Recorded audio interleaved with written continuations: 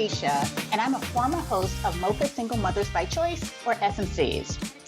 Like you, as an SMC, I decided to become a mother knowing I'd be the sole care provider and parent for my children, at least at the outset. The Mocha stood for Black, so I'm using the word Black, and I'll be discussing being a single mother by choice from a Black woman's lens. You'll connect with all the interesting and fun things about this non-traditional path, like discussing which sperm to use and some hard truths about fertility and the realities of dating as a single mother who doesn't have a co-parent to rely on occasionally, and what it's actually like to parent as an SMC. This is the Black Single Mothers by Choice podcast. Sure, thank you. I accidentally conceived my son in 79. He was born in 80. And I decided that at age 36, this was an opportunity to become a parent that I may not ever have again. So I decided to go ahead with the pregnancy and become a single mother. At that time, we didn't have the concept of by choice. So I just said, I'm going to be a single mother. And my son's father was not interested in having a family, but he did wish me good luck and said I'd be a wonderful mother, which was very nice. And to be honest, I didn't have any idea what being a single mother would be like, but I'd always wanted children. And I thought it can't be that hard. Lots of people do it. So I did it. And I concur, and I'm fangirling throughout this entire experience because my girls would not exist. I tell this story quite often in our space that the amount of information, the experience, the relationships that I built from being in the SMC space, I carry it with me. I still have longtime friends. My kids are having long-term friends with their kids, and it's just been awesome. And I certainly would not have had my second daughter had I not been in the space and just knew the broad range of options that were open to me. And so I'm so glad to have the opportunity to say thank you and done an awesome job being a mom, but also helping to inspire moms. And so thank you. Oh, my pleasure, really. Okay, so let's jump into it. We got questions. We've got our listeners who I'm sure are like, Jane. Yeah, I know. All right, so let's dive into some of the questions that we have. So we know that single mothers have existed for centuries and for decades, but you coined the term single mother by choice. And I guess we're curious about how you arrived at the term and what motivated you to create the space, right? Because we're all like little individuals living our own lives, but then we become the parent of a movement. And how does that happen? Mm-hmm. I actually never intended to start a movement. I just was having some ideas in the first year of my son's life that nobody really understood what it was like to be parenting totally on your own without a second parent available, even somewhere in the world, to share some of the decision making and to understand what I was going through. And I just wanted to meet some other women who were doing the same thing, raising a baby all by themselves, to give me support. And also I thought it'd be good for my son as he was growing up to see other families like ours, so that he didn't feel that we were the only family like that. So I just found by word of mouth some 6 other women or 5 other women who were in the same situation as me, who I didn't know. And we started meeting informally. But then the movement part came because the media discovered us. It's a long story, but the media really made us a movement because they wrote about us. People kept contacting us. I got offered to write a book. So it just took off. But I'm very happy it did. But honestly, it wasn't my intention. Yeah, I'm happy it did. I'm grateful. Thank you. Sure, especially back then. If you said you were a single mother and you were 30 something, people figured you were divorced. It was just an assumption. And there was a dad somewhere, even if he wasn't in the home. So you had somebody who was involved and gave some support, either emotional or financial or both, and shared some of the responsibility. No weekends off for a single mother by choice, no other parent to share decision making if you've chosen this path. the woman who is a single mother by choice is parenting alone. So we decided that we needed to distinguish ourselves in the sense that we did not go through a divorce. And that's how the term came about. Yes, in the original group in my living room, I was the only one who could, no, that's not true. There were two of us who conceived with an actual person that we knew. One of the others had adopted, and two or three of the others used donor insemination. And it was called artificial insemination in those days. And one of the first things we all agreed on was we didn't like that term because there was nothing artificial about our children. Oh, so yeah, totally. we decided that there was a donor, so we preferred to call it donor insemination, because artificial insemination, if you Google it, is used a lot in animal reproduction and that kind of thing, not so much really about human reproduction. It just didn't sit right with us. Yeah, and it was actually a long time until that phrase changed from artificial insemination to donor. It took a long time. But I think now it's pretty much more pervasive than the artificial term. I do have a question. In the SMC space, you either love the term SMC or you hate the term SMC. And I think people get hung up on the choice part. And I've had conversations where people are like, I was in a relationship and I had my baby and I chose to parent my child. And can you talk a little bit about the fine grain kind of distinction? Because in my mind, I'm like, okay, what distinguishes me from a traditional single mom might be like the planning, like I have a detailed plan. So I would be like SMP, right? And so can you talk about the choice part of FMC? Yeah, I'm really glad you asked, because a lot of people misunderstand that term. A lot of people say you're choosing to be alone. Like, what's that about? Like, no, we're choosing to become a single parent. Right. And our intent was to separate ourselves from divorced single mothers. We're not a divorced single mother. We're a single mother who chose to be a single mother, planned it often, although I didn't exactly. But most of the time, people did put a lot of effort and work and money into becoming a single parent. It was an active choice they were making to raise a child on their own at the beginning. Whether they get involved with somebody later on or not was totally an open possibility.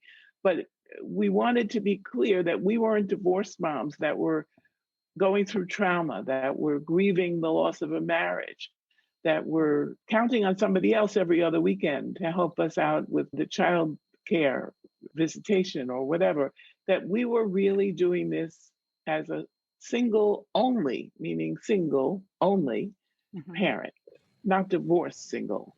Certainly, online forum and our chapters are very welcoming spaces. And our intent and our purpose, as we define it, is to provide support and information to anyone who's thinking about this possibility or has already decided to become a single mother by choice. Welcome differences of opinion. We do ask for people to not be argumentative, not be disrespectful.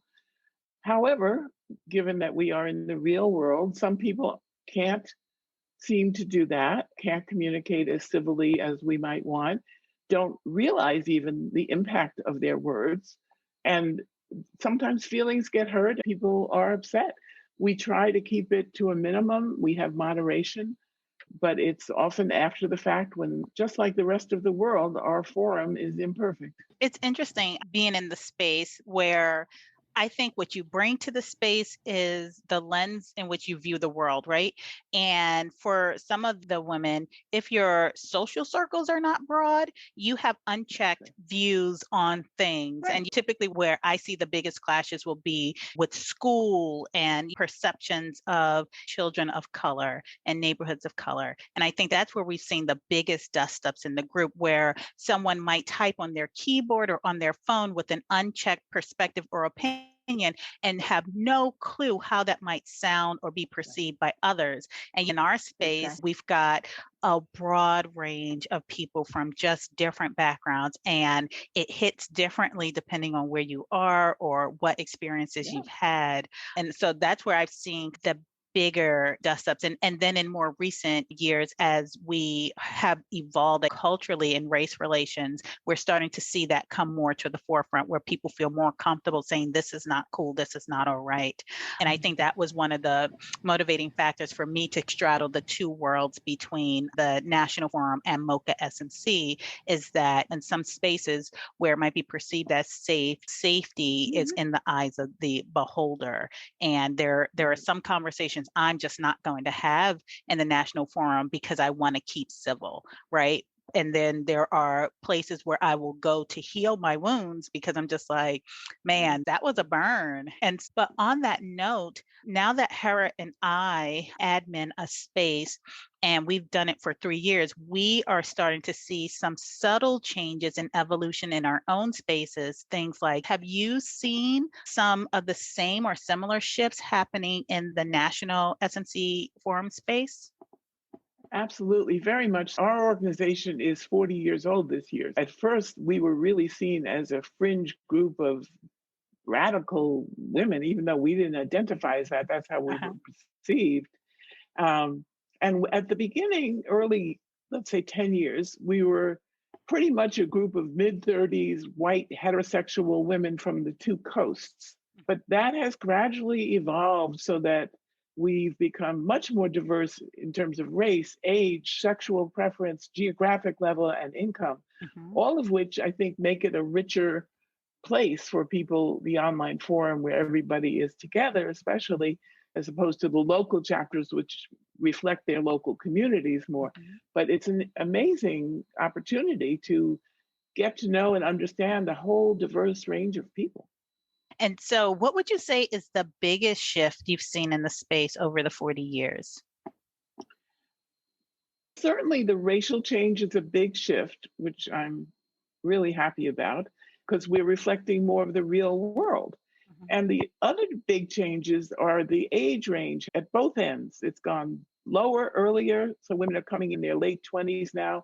And also at the other end of the age range, women are coming in their 40s, especially because fertility treatments have become more available, more successful.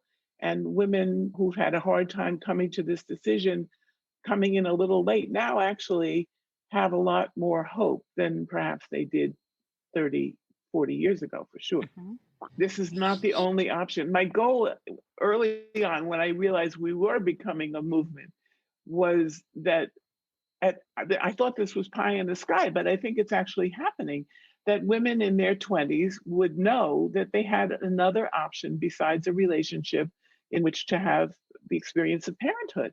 And we're hearing that from the 20-somethings coming in. They're saying, I just wanted to check out all my options and see whether this is right for me or whether I can't do it alone. And it's also putting their fertility at the forefront of the conversation and in their hands, right? Because the moment you start thinking, hey, I want to have a baby, you start engaging with your medical teams differently, right? You start initiating the conversations like, can we do our blood work or day 3 testing, right? And you're doing that sooner rather than later. So then you can start making different choices like dating, to date or not to date, career choices. Do I accelerate going back for a PhD or do I hold off? And so now a woman's fertility is at the forefront as opposed to I need a relationship. And so I'm focused on that relationship and then get a surprise at the end of it. I thought I could do this. I will say I talk a lot in the MOCA SMC space about what I gained from being in the national SMC space, which was just understanding options, right?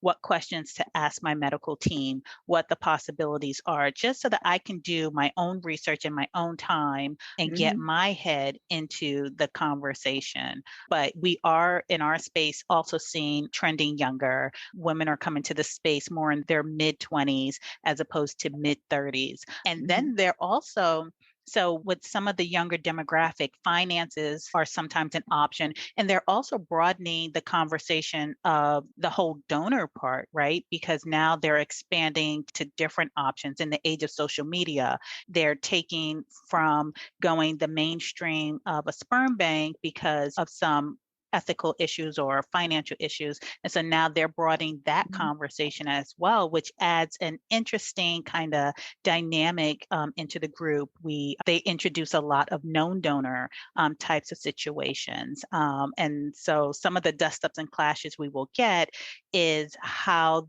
a known donor is being defined, because that could be on a spectrum as well.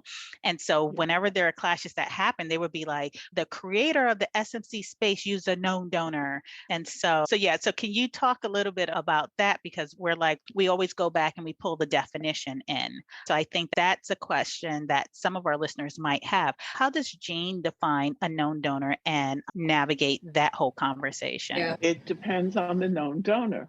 The difference is as you and that person define it. So he could be a daddy, not be married to the mother. That's not at all uncommon in our world. Or he could just be someone who helps the woman get pregnant and says goodbye and good luck, as was the case for many people also in our early group, especially because a lot of us actually, to be honest, didn't even know there was such a thing as donor insemination early on. It was like we had to educate ourselves about this. But there is a trend, I think, to start out wanting a known donor very much because there's still a leap that you have to take in giving up this image of the child having two people that are parents, as opposed to having one person that's a parent. And so I think that is the initial interest, probably is because they can't imagine, especially until they get into your space or our space, that you really can do this on your own. It's not something especially if they don't know anybody who used a donor insemination process, hard to take that leap to imagine that you can do that and that it's fine and the child's going to be fine. We can get to that, all kinds of imaginations about using a sperm bank and a sperm donor. It's like weird, right? Yeah. When you first hear it. But actually, as they get, in our experience anyway, as they get more into the group and they hear more about it, they seem to feel a little more reassured that actually the women are doing it fine, the children seem fine, and maybe in some ways it's a little more complicated to use a known donor, and that maybe they didn't consider at the beginning either. Like he could sue for child support. He could even sue for custody. You can have the kind of battles that you have in a marriage without the love and the sex. Yeah. So personally, I'm not a fan of a known donor, even though I actually got pregnant accidentally by someone I knew, because I was very lucky that the man wasn't difficult and wished me well and never interfered in any way. I think he would have been welcome if he wanted to participate. I wasn't against him being involved, but I knew that we'd be fine on our own. Somehow I just trusted that, partially in naivete and partially otherwise. I think the child grows up, at least at the beginning, knowing that he or she has one parent. And the donor, if it's introduced very early, which it should be, is the concept of a nice man or a generous man who helped. So from the child's point of view, there's nobody called daddy around, whereas most of his friends or her friends have someone in their family they call daddy, whether they're living with them or not. That's the big difference from the child's point of view, that there's nobody called daddy because nobody is sharing the child rearing decisions with the mother. Our definition of a single mother by choice, which I guess is important to include, is a woman who decides to become a mother, knowing that at least at the outset, she would be the sole parent, meaning makes all the decisions. I was going to say, we don't rule out some kind of financial help if the person is not given or wanting parenting decision-making responsibilities. The idea is that you avoid battles over religion, schooling, all kinds of philosophical things that come up in child rearing, that the stress of those things is not going to be in the household. Yeah, I know one of the things that's important for me is having that consistency, right? Because we know when we talk about outcomes, right? And we'll get to that a little bit later. For me, the best thing that I could possibly do for my girls is to make Right. sure I keep their home environment safe and Right. consistent, right? And then they're comfortable enough to thrive and become who they are meant to be. And so that's a big key factor.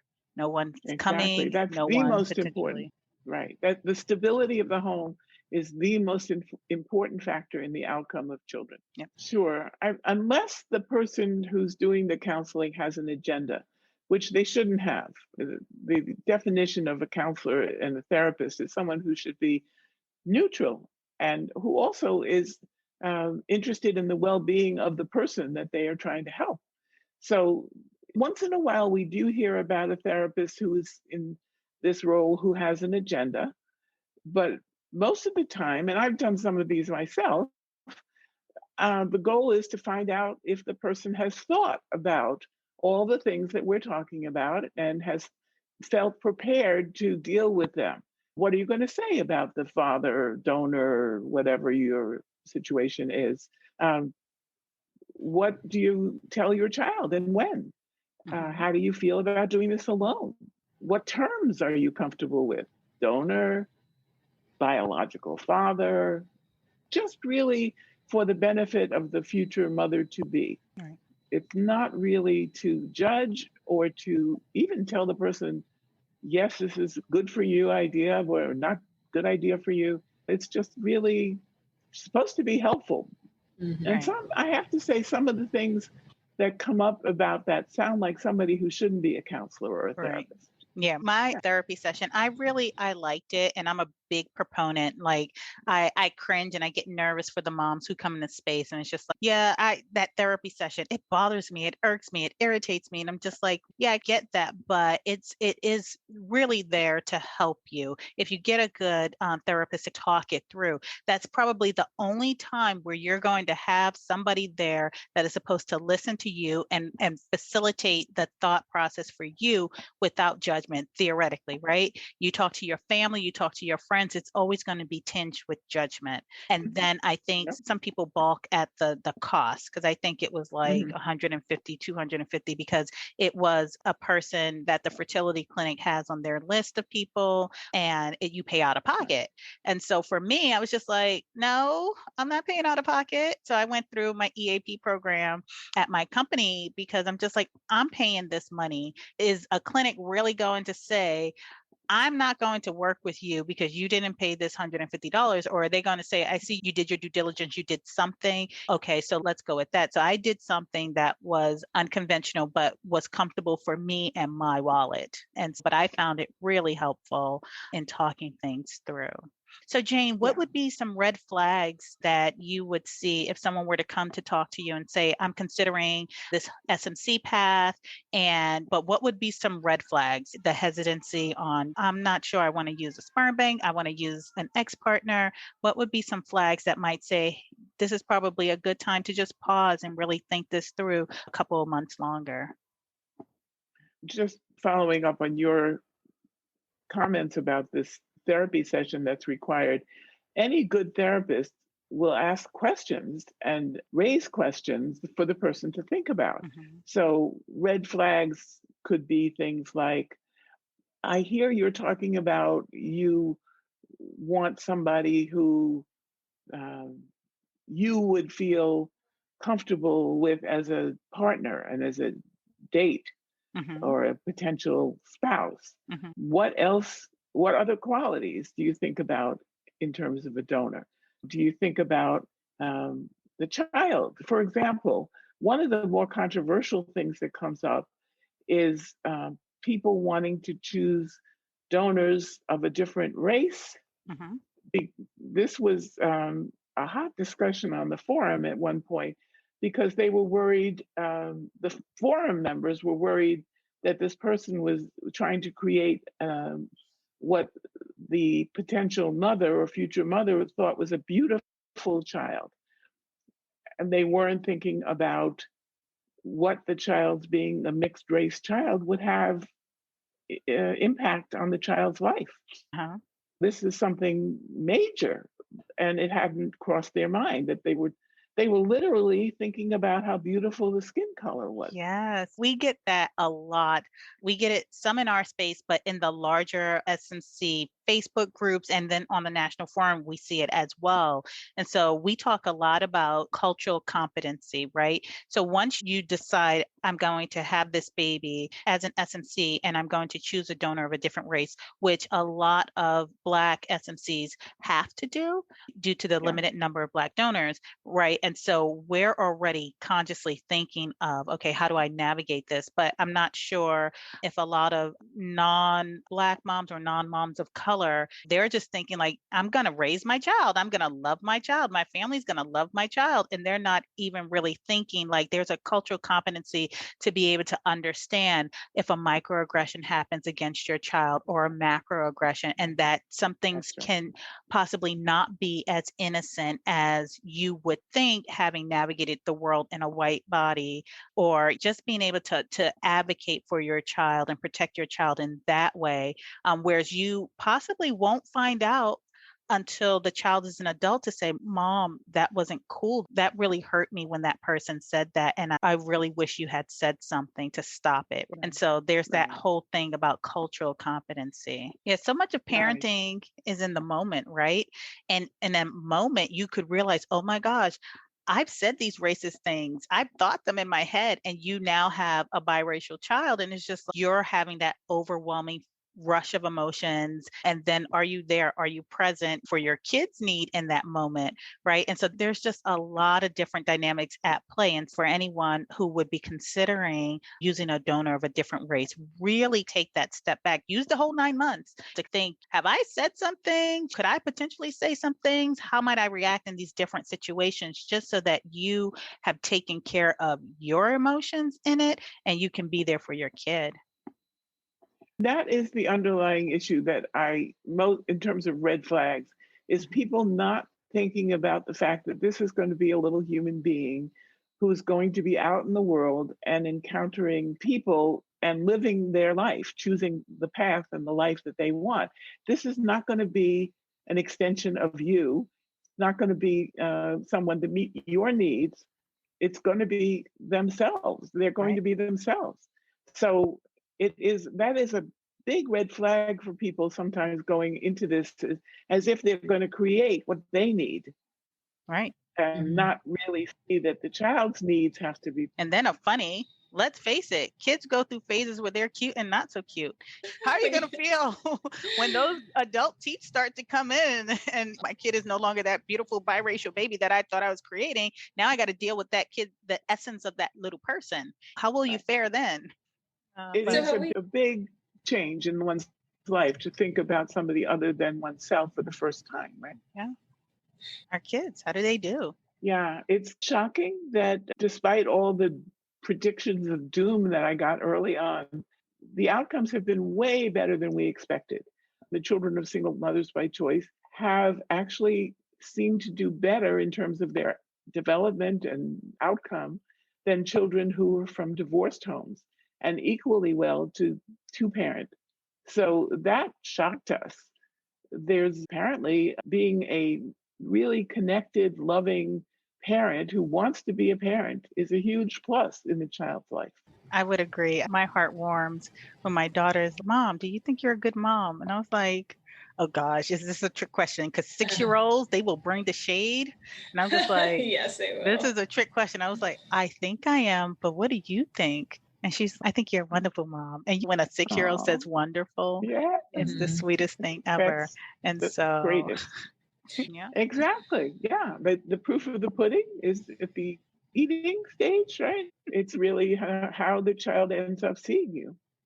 So as I parent my girls, I tend to think in terms of like sometimes you just get tired of the little fingers on you and I want to say no. And then I realize at some point the roles will be reversed. I will be an old lady wanting to Right. snuggle with my adult daughter. And how do I want her to treat me in those moments? And then I quickly make my adjustments, or I go back and I apologize Oh, and I snuggle. And so now that you have an adult, how does that work in terms of the dynamics and being that mom in the moment, and now being on the sidelines watching and hoping you get some of the love and some of the attention? And how does that work? that you are very wise, because that is exactly right. The way you parent your child is what you will get. That's it. There's no better way to say it. And whatever faults I may have had, I was dedicated to parenting well. And my son has grown up to be an extremely loyal person, uh, very much there for his wife, for me. Mhm. And it's just exactly what I had hoped. He turned out to be the man I hoped he would be. Oh, I'm that's so tearing up. great. Oh my goodness. And you can find nice men to be helpful in your child's life if they're trustworthy and loving. And that's a real plus. I can't tell you how important he's been in our life. I know we talked like we could talk for hours. And so as we're starting to wind down, so hindsight being 2020, looking back on your SMC journey, the journey of an organization, is there anything that you would have done differently, might have navigated differently looking back? I don't know if this is what you mean, but we were all so petrified that our children would hate us for having done this and having brought them into the world without a dad. And it turns out that was a big myth. The donor insemination issue is a big issue for kids from a two-parent family where they weren't told. It is pretty much a non-issue for our kids, and people are surprised to hear that they still come into our organization worried that their child's going to be angry with them. Your child is going to be angry with you, of course, especially when they're teenagers. Teenagers hate everyone. Yeah. They start to lose their innocence. But yeah, it seems this is a fairly minimal issue. The kids, if anything, they realize they're not dumb. They realize they wouldn't be here if you hadn't had them the way you had them. Mhm. Yeah, that is a big thing I wish we had known early on, so we could have reassured each other and everybody else that this is not really going to be such a big problem. We were really scared. Yeah. And I think Right. what you said just reassured probably like a whole generation of SNCs to come, right? And putting it in perspective that sperm donor choice, that tiny little 5 minutes that they spend inseminating you is such a small fraction of the lifespan of a parent. And you spend so much time getting your adult self okay with that. And the kids are like playing and breaking stuff. And so they're not even really too worried. I think if we follow the trusted advice in the SNC space, Yeah. tell them early, tell them often, there is no feeling of loss. They will have their feelings because they're human. Some of those feelings will be normal adjustment to understanding what their story is. Some of it will be pre-adolescent angst, teenage angst, and then just some resentment. But we will probably see the whole spectrum of adults that we see out there in the general public in terms of their attitudes toward their upbringing and how they were conceived and Exactly. created. They're going to be angry. It's a developmental necessity. Mhm. And the one thing you can prevent them being angry about is by telling them the honest truth, as you said, about their story early on and often. Because the kids who are upset about the donor insemination piece in the married families usually were lied to for quite a long time. Sometimes don't find out till they're teens. And so they're angry about being lied to. They're not angry about their conception, actually. In my old age of 40 plus, and once I became a mom, I started to think a lot about legacy. So my question to you would be, what do you want your legacy to be? I hope, I don't know what it will be, but I hope it's that I was able to help women to feel empowered to make a choice about becoming a parent, and particularly single women. Although sometimes I honestly think that we should have more choice, married or single. There's a lot of pressure if you're married to become a mother. Single women have the pressure to wait. And so I do think that choice makes you feel, having choices makes you feel empowered. And so I hope that I've given single women that feeling of really being empowered to make a conscious and deliberate choice about parenting. My greatest pleasure is, other than talking about my son and daughter-in-law, is talking about SMC. Like my second baby. Yeah. Well, Pod, thank you so much for taking the time to listen. If you like what you've heard, please share this podcast with your girlfriends, and I'd love to hear your thoughts about the topics covered in this episode. So email me at mochasmc@gmail.com. If you found value in the topics covered, consider making a donation using the link in the show notes below. Till next time, Pod. Bye now.